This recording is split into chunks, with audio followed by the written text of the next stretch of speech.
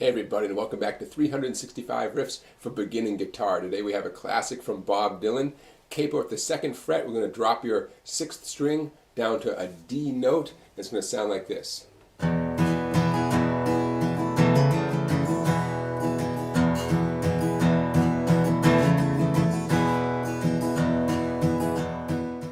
So as we get started, we need to make a couple of adjustments. First of all, tune your 6th string, your fat string, down a whole step to D. Okay, and you can use your 4th string D as a reference point. So 6th string loosened down to D. Okay, second thing, capo at the 2nd fret. This puts us in the right key, just like Bob Dylan.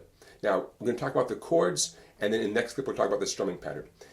The song is in the key of D. You're going to be playing lots of D major chords. Because we retuned the 6th string, now you can strum all 6 strings when you're playing the D chord. It's a fantastic sound. You'll also need a G chord, but watch how we're going to do G now. 3rd finger stays right where it is for D, but to make it a G chord, your index finger is going to reach over. 5th string, 2nd fret. So ring finger is right where it used to be, 2nd string, 3rd fret, index finger, 5th string, 2nd fret. And sometimes you'll see when he strums it, he does a hammer on with the finger off, and then hammers on hard with the index finger. It's a great sound. You'll also need an A chord. Now A is a pretty easy chord, but remember we retuned the 6th string. Either avoid strumming the 6th string altogether, or if you want to be like Bob Dylan, reach over with your thumb, if you can, and fret the 6th string, 2nd fret. No matter what, it's okay if the 1st skinny string down here gets dampened out. That's actually what's going on in the song. So don't worry if the 1st skinny string there doesn't ring clearly. So A major either with or without the thumb on there. If you don't put the thumb on there, then avoid strumming the 6th string. So there's your D, G, and A. Now that's all you need for the tune, but when the G and the A chord come in at other points in the tune, there is a different grip, and we'll get into this in a minute. Imagine an F chord with your index finger barring 2 treble strings at the 1st fret and your middle finger 3rd string, 2nd fret. Glide that up 2 frets and you have a G major chord. Okay, so we have index barring 2 treble strings, 3rd fret, middle finger, 2nd finger, 3rd string, 4th fret. I'm going to strum all the strings. That's an alternative G, and I'll tell you when that comes in. Then 2 frets up from there is an alternative A chord. Sometimes you can even hear Bob Dylan sliding up to that alternative A chord. And I'll show you when these appear in the song. Okay? Lastly, before we get into the strumming pattern, there's one point in the song where you can hear pretty clearly that he reaches over and for the G chord he does one more G. Instead of the ring finger staying there on the 2nd string, 3rd fret, he uses the pinky finger, or it could be the ring finger, on the 1st string, 3rd fret. Okay? Alright, that'll keep you busy with your fretting hand. But remember, it's all just D, G, and A, okay? Now, in this clip, let's talk about the strumming pattern that will carry you through the whole tune. I'm going to strum slowly just to get you into the feel of the tune.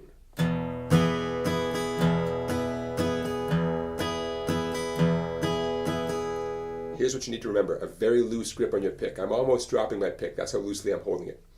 Secondly, even if I tell you to strum down or up, you do want to focus on specific strings. I'm grabbing that D chord with my left hand, and check this out. In general in this song, the first downstroke emphasizes the heavier strings only, maybe 2 or 3 heavy strings.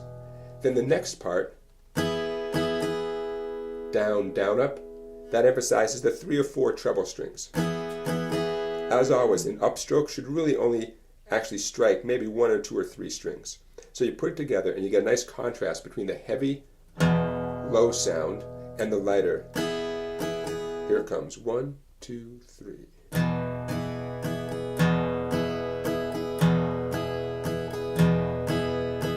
Now you can do that exact strum for the whole tune. Really the only time you're going to make any exception to that is when you do the A major. If you don't reach your thumb around, you're going to avoid the 6th string. That's all.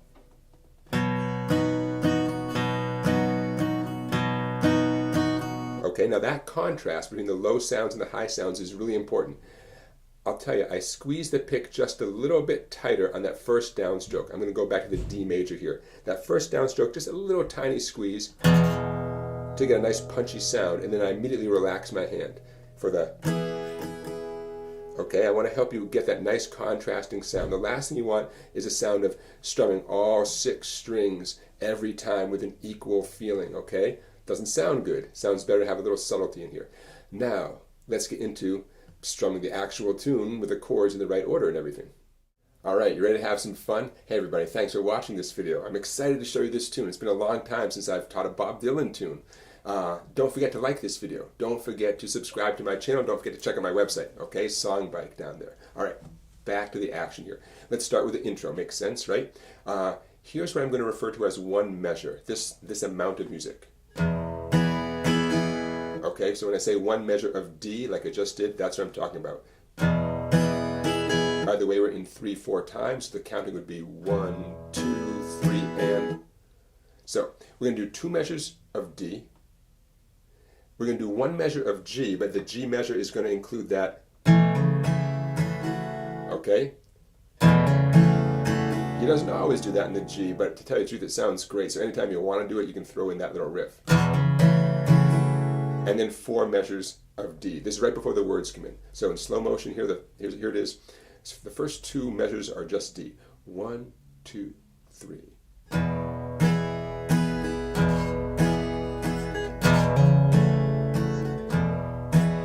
Second D, 3rd D, 4th D, oh, and the verse is about to begin, okay? Now the verse is going to be easy, but I'm going to break into 2 parts. The verse has 2 measures of D. You can see this on the screen. 1 measure of G, back to D. Pretty straightforward. There is an opportunity though to do a cool thing, and it happens twice in this song. It happens once during the verse and once during the chorus, and here's what it is. Where have you been, my blue-eyed son? On the word son, I'm on the D chord. Let's see. Where have you been, my blue-eyed son? Now, right at this point, the next measure after son, he does a cool little D-G trick, like this. Halfway through, or 2/3 of the way through, he switches to the G for 1 strum. Watch this. D, 2. Now, for the 3 and the down up, he changes to that G chord just for a second, and then back to D again. I'll do it in real time. 1, here I go. Oops. 1, here I go. Here's a neat little thing. 1, 2. Okay? Just a nice little embellishment, because he's going to be on D for a long time. You can see all those measures of D, right? Right before, where have you been, my darling young one? So, you know, throws in that little G, and that little trick is going to happen again in the chorus too. Okay, so let me do the first half of the verse here, and then, well, go to the next clip, which will be the second half of the verse. 1, here we go. Where have you been, my blue-eyed son? Here it comes. And where have you been, my darling young one? There's all the A's. Okay? Now, next chord is G, but it's that other kind of G. So I'm going to pause this clip, and we're going to go into the next clip where we start addressing this G-A combination. Here it comes. Now, what I'm about to show you here happens 5 times with no variation except, of course, the 5th time, right? There has to be some variation. This is right on, I've stumbled on the side of 12 misty mountains. So we are now, to be authentic to the tune, instead of playing any other kind of G, we're going to play this new G. Do you have to do this? Only if you want to be really authentic. You could play the old kind of G, but I encourage you to try this out. So 2 strings under my little bar there at what I'm calling the 3rd fret. Remember, that's relative to the capo, right? 3rd fret relative to the capo. Little bar with my index finger at the 3rd fret, middle finger, 3rd string, 4th fret. I'm calling that a G. It's a little more interesting than just a G, the name there, but we're going to call it G for our purposes. Okay, so right in the word stumbled. The strumming is not going to change. That's the good news. Okay, 2 measures of this G. And we're going to hear stumbled on the side.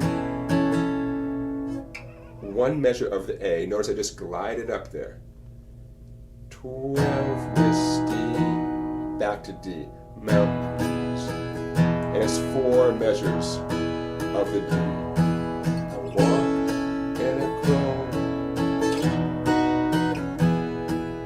Okay, now that keeps repeating. The exact sequence that keeps repeating is 2 measures of G, 1 of A, and 4 of D. That's how the verse wraps up. 5 times through that sequence I just showed you. Okay? The 5th time, tiny little difference. All that changes the 5th time through is the ending. He still does the G,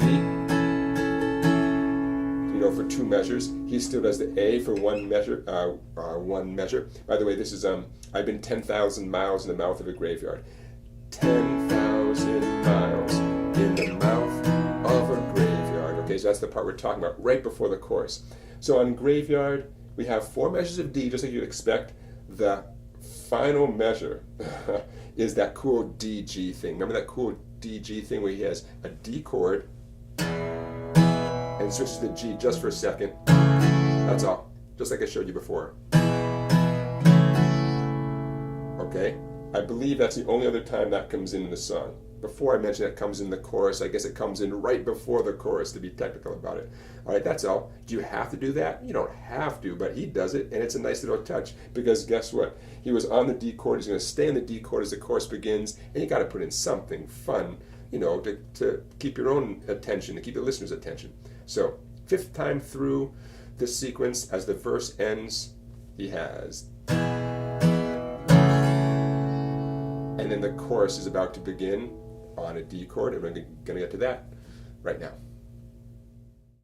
Now the chorus of Hard Rain doesn't have anything too new, except for the first time the G chord shows up, it's the G with the pinky on the 1st string, 3rd fret, index finger where it was previously on the 5th string, 2nd fret. Other than that, we still have the same strum pattern we've been doing for the whole tune. We still have the traditional D, we still have A with or without the thumb, and so on. Okay, so the chorus, I'm not going to play the whole chorus all the way through, because guess what? You have the skills to play the chorus. D 2 measures, A 2 measures, you can see that on the screen. And it ends up banging away on that D chord at the very end of the chorus, because that's going to lead you back into the verse. All right, everybody, thank you so much for watching. Thank you, Nobel Prize winner Bob Dylan. And I hope you enjoyed today's video. Don't forget to give it a like. Don't forget to subscribe to my YouTube channel. Don't forget to check out my website down there, Songbite, for videos you can't find anywhere else. And I will see you tomorrow for the next riff of the day.